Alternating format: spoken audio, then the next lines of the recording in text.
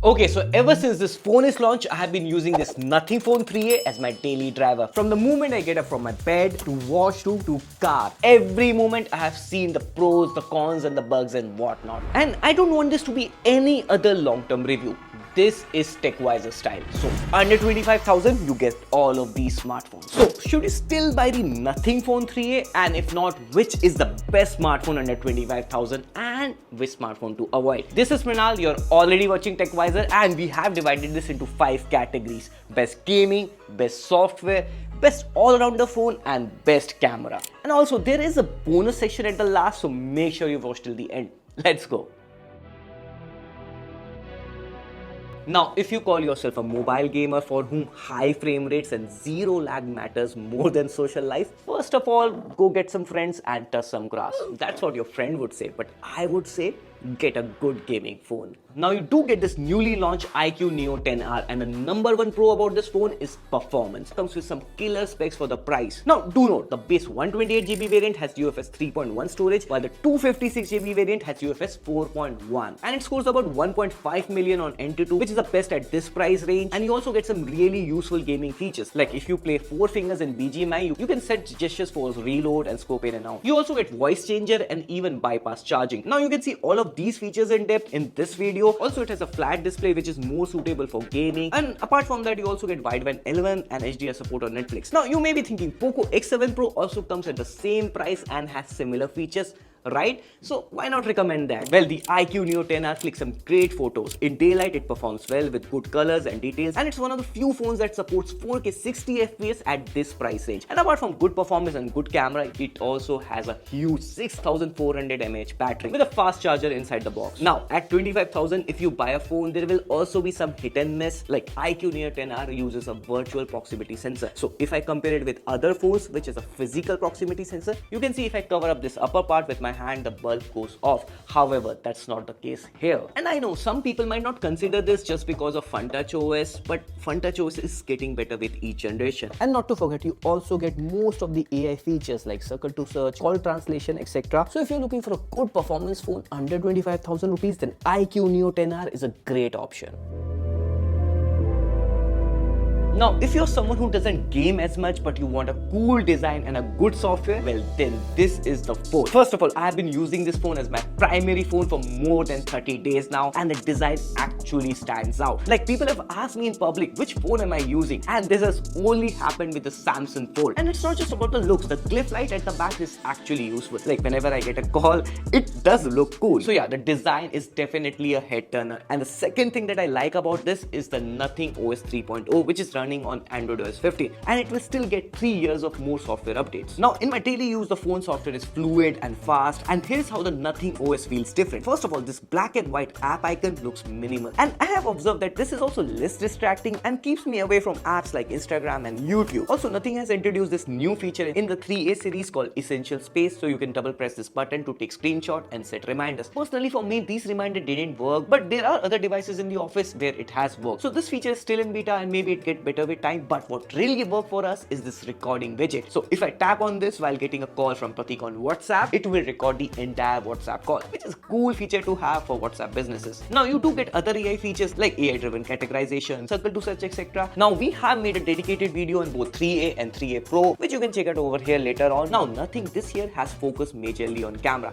You do get a proper triple camera setup on paper, and it looks very promising. Even in real life, the main camera does click some good photos, as you can see, and even a telephoto camera can take some great 3x photos. There is also 8 megapixel ultra wide camera which take decent photos. Now everything seems fine, right?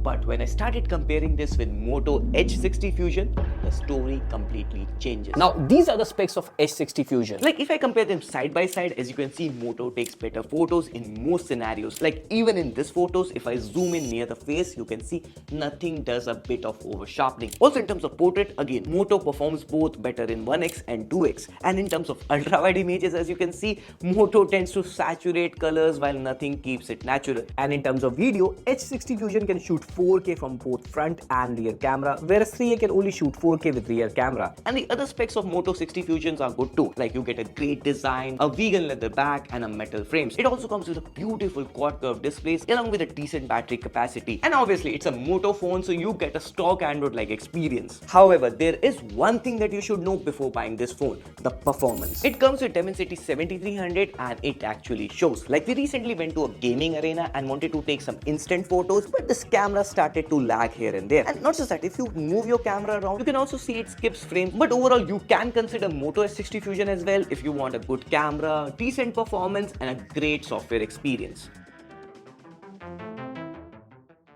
Now, for the best rounder phone, it was quite confusing even for me. Like iQOO Neo 10R does offer great performance, but it misses out on AI features. And Nothing Phone 3a offers some good software experience, but then it misses out on camera. But this phone balances out both. It not only has a good specs and decent software experience, but also comes with great cameras and AI features. Now, the base variant starts at 25,000 rupees with discounts and everything, and this phone gets the basics right. Like first of all, the performance. It has a MediaTek Dimensity 8350, which is a successor of Dimensity 8300 Ultra, and it scores close to 1.5 million on Antutu, which is same as iQOO Neo 10R, which is Snapdragon 8s Gen 3. And it's not just gaming, even the day-to-day tasks are super smooth on this phone. And the second improved thing about this phone is the Realme UI, which is based on Android 15. And I know most people aren't a big fan of Realme UI, but believe me, the experience it offers is very similar to OxygenOS 15. Like if we compare it with OnePlus Nord 4, which is running the OxygenOS 15, you can say it looks almost the same. Now, I know it's not perfect, like you get this hot apps and hot games, but you can easily disable them in the settings. And other features are top notch as well, like you get the beautiful quad curve AMOLED display, and it also has a huge 6000 mAh battery which can easily last for 1.5 to 2 days, along with an 80-watt fast charger in the box. Rest the phone design is refreshing. It comes with a unique moon theme design that actually glows in the dark. The camera is also quite good. You get a 50 megapixel main camera along with 8 megapixel ultra wide, and the photos are decent when we compare it with Nothing Phone 3a side by side. Yes, there are times when the photos were quite saturated and even add a yellowish tint on your face, but overall the portrait photos looks good with good edge detection. But if you zoom in, it sometimes lack details. Now in terms of video, it does support 4K 60 fps compared to 4K 30 fps on Nothing Phone 3a, but it can only do 1080p 60 fps from the front. But everything is not perfect about this phone. Like the software update policy of this P3 Ultra is strictly average. You do get 2 years of software update with 3 years of security update, but the bigger problem is not with the phone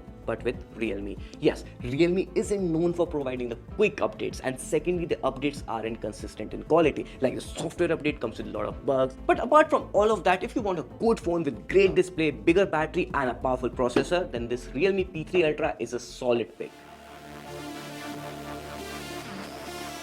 Now there is one new section that we have added, the best phone under 25,000 with offers. So the first option you have is a OnePlus 12R, which was released a year ago for 40,000 rupees, but now you can get it for 29,000 rupees. Now I know it's a last year phone, but it still looks gorgeous, especially the coral blue color, and even the front is as beautiful as the back. You get a 1.5K curved AMOLED display, and it also has a Gorilla Glass Victus 2 protection for both front and back. Now it runs on Snapdragon 8 Gen 2, which might look like an old chipset, but hey, it has an Antutu score of 1.5 million, which is on par with all the other devices in this list. And you get the latest LPDDR5X RAM along with OxygenOS 15 and a triple camera setup, which over the years have improved significantly. You also get a decent 5500 mAh battery with 100-watt charger inside the box. Alternatively, you can also take a look at the Realme GT60 series. Now it currently sells for around 30,000 and you get an instant discount of 7,000 rupees without any card offer. And at this price, it is a great value for money with a good flat display, Snapdragon 7 Plus Gen 3, a decent camera and a great battery with good charging. So if you want a performance-oriented Realme phone, the GT60 will also be a good fit. Now, there are some phones that might look tempting under 25,000, but they have some major issue, like this Moto Edge 50. Now, I know people love Moto phones, especially for what they bring to the table, like clean UI, IP68 rating, a proper triple camera setup, wireless charging, reverse wireless charging and whatnot. But the real problem with this phone is the processor. You get a 7 Gen 1 accelerated edition. This scores somewhere around 7 lakh on Antutu. For a reference, that's less than half of what you usually get at this price range. And it's not just Antutu score, it shows in the camera app. Like there is a noticeable frame drops and processing lag while using the cameras. For example, if I click a picture, immediately open it, it takes its own sweet time to process it. Also, Redmi Note 14 Pro, because of the unreliable proximity sensor, the lag in the camera, but the biggest letdown, it is still stuck in Android 14 months after the launch. Now, I get it. Brands prioritize their flagship for updates, but here's a weird part. Even the budget Redmi 13 is running in HyperOS 2.0, while this one is still stuck at HyperOS 1. One thing is clear, the competition in this segment is fierce, but no phone is perfect in every aspect. There will be some compromises here and there. Like if you prioritize a good camera, you might have to settle for an average performance. On the other hand, if you want best price to performance ratio, camera quality might take a hit. So make a wise decision. On that note, this is Pranav signing off. Pew, pew, pew.